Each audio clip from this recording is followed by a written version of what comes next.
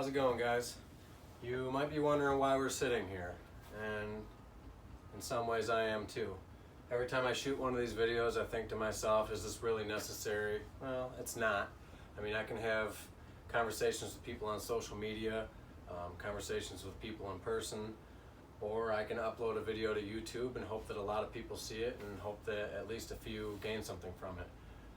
So what we're doing here today is I'm just kind of showing you my workspace. I don't work in a garage anymore. I don't work outside anymore if I can avoid it. I live in Michigan, so the weather's either bad one way or bad the other way. So my only other option was to find a corner of the house, try to make myself as comfortable as possible, minimize the mess if possible, which I've gotten decent at, and make it my own. So what do we have here? We've got the obvious. This is my chopping block. Every single spoon I make starts right here. The idea of spoon carving is to take this and turn it into something that looks like this. Moreover, the idea is to make something that looks better every single time you make it. Keep surprising yourself, enjoy the journey. And being in a comfortable area is something that I found really, it helps, it inspires you. You look around at the things you love the most, and it might just be picture frames made of wood. It might be spoon racks that you've made yourself, or a map of an area you know very well that you sourced wood from in the past, or where you're from. This is an area where I'm actually from. These familiar things, they help the thought process, I think. And feeling comfortable in your area with your belongings, your surroundings, it helps you feel comfortable in what you do. So kind of the beauty of my area is that not everything here is bought from a store. There's pride in my area. I put this floor in myself. I built this chopping block. This spoon meal is made by somebody I know and respect quite a bit. All the stickers that I've collected throughout the whole time that I've been spoon carving are displayed on my toolbox here. There's many things here that I've made, and that all makes it home to me.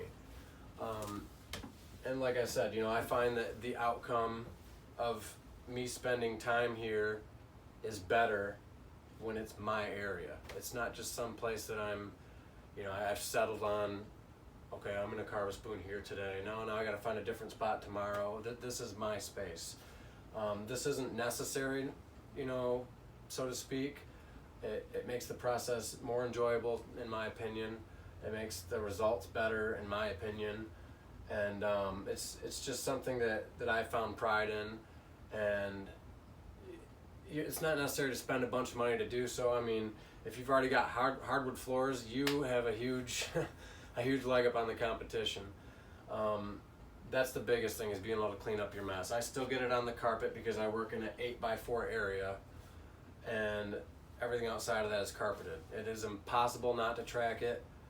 You can wear aprons, you can wear a biohazardous waste suit, you can install a clean room where the gases come at you and sterilize everything. It's not going to happen. You're going to get it throughout the house, but minimizing it is what's important. But I figured I'd just do a quick little tour. Like I said, this is my carving block. I've kind of made this my own. It's not just a piece of wood on a chunk of concrete outside. It is, I built the legs of this, and I've got an album on my Facebook of how I did that. I built the tool rest, and this is what, I'll put a hook knife in while I'm sitting next to it and carving, and I'll have, a Sloyd knife in it. And I've got a spot for, another hook knife or whatever other tool I want to use. That way it's all right there, and everything is protected while I'm not using it, and I'm protected from the tools that I'm not using, instead of just having sharp utensils or sharp implements laying around where they could drop and stab me in the foot, or where I could catch it on my leg or whatever. So that's been a big part of making things more comfortable and safer for me. Minimizing accidents is definitely a huge part of spoon carving. Anyways, this is my spoon meal, like I briefly discussed earlier. This is made by Dawson Moore at MichiganSloyd.com. Dawson is a great gentleman. you can either buy his plans for, I think he charges $30 and build your own, or if you have the funds and Dawson has them available, you can have one shipped straight to you from Dawson. That's the option that I chose. Outside of that, like I said, this is where all the magic happens. And it happens mostly with these tools. These are all my primary tools. These are my left-handed hook knives. These are my right-handed hook knives, and these are my 3 main Sloyd knives. I have a couple extra Sloyd knives over here. I won't get into their uses necessarily, just those are extra ones. My main carving axe is here. My main folding saw is here. And then I've got some, a couple of spoon gouges here. I've got some detail gouges. I've got a Colrosing knife, and they're all at the ready. And that's kind of something that I have discovered is important. If I have tools back here inside of drawers where I don't see them, I'm probably not going to reach for them half as much as something that is right here. So this shelf being so close to doing what I do, and mind you, this is generally always shifted over a little bit, and I always have a little stool that I sit on while I'm doing my carving, or sometimes I'll actually sit right on my spoon mule and do my carving, my knife work anyways. But having this all at the ready, this is paramount for me. It ensures that the money that I spent on these tools is not wasted. It means they're not just sitting in a drawer, possibly rusting or totally forgotten about. They are right here where I can see them all the time, and I'm able to choose the best tool for the job. In all seriousness, this little container here, this was like $5 on Facebook Swap. These containers here, these little baskets, if you want to call them that, separator baskets or whatever, utensil baskets, these were $5 a piece at Dollar General. So I mean, all in all, this is $15 to hold my tools. You do not need expensive Craftsman cabinets and this and that. 15 bucks holds all my tools and everything for finishing, which is, burnishing tools, oils, and cinnamon for Colrosing. And aside from that, I just have this container here which houses my pens and pencils for when I'm drawing new designs, or if I need to draw something on a piece of wood or modify a design that I've already put on one while I'm in the middle of carving. And then I've got a coaster that I made from a piece of rotten pear branch. So nothing expensive over here. And then I've got some things that are for looks. Like I've got a candle here which smells friggin' amazing, by the way. I've got some picture frames with someone that I love very much in them. I've got sayings and other picture frames. I've got spoons from some fellow carvers that I admire very, very much, and these I swap out from time to time, but as of right now, if anybody's interested, I have spoons from Maximilian Newkoffler.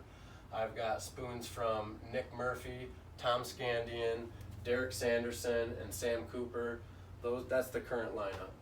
And then I've got an area over here that's pretty much just dedicated to incense, because I don't know if you guys are into that, but it evokes a certain feeling when you smell certain familiar smells, and it can help calm you down, relax you, and get you in a good state of mind to do some good carving. Then over here I've got everything that I use for sharpening and maintaining my sharpening kits as well. I've got some random things in these drawers, and over here I have spoons that are waiting to be finished just in another basket. I've got literature over here on spoon carving. I've got my mallet stashed away, and some other random things. I've got a Bluetooth speaker and a fan and a way to charge my phone and things like that. But these aren't important things. They're just creature comforts. But other than that, the obvious is also I have this small vise on the back of my spoon mule, which I use to aid me in sharpening. This is some people might frown on it and say you should be doing all of it with just your hands, but if you can find a work holding that helps you do the job more efficiently, don't let anybody tell you there's something wrong with it. Other than that, I've got just drawers and drawers of tools and maintenance items, and this whole drawer is just for my templates and things that I use to make templates, which I do from time to time. I've got a whole drawer of just sharpening stuff here. This is overflow sharpening things or things that won't fit in there. Up here is primarily chisels and gouges and Tuka cams. This one is all axes and saws. If you go further down, I've got draw knives, froes, things of that nature, augers. I lost one of my spoons off the wall. I've got a lot of planes, brace and bits in here, and spoke shaves, and then in the bottom just some random stuff. But this is my whole operation, other than, you know, some decorations on the walls and some light to help me see what I'm doing. And you know, put yourself in a position where there's good natural light too, because I can use this light while it's dark and it's at a good angle to where I can see the facets as I'm carving them. Or I have light just pouring in the French doors over here. So just wanted to show you guys real quickly what I'm working with. It's not necessary, but it definitely helps, and hopefully this will get you thinking on what you can do to have a more comfortable carving area. Thanks for watching.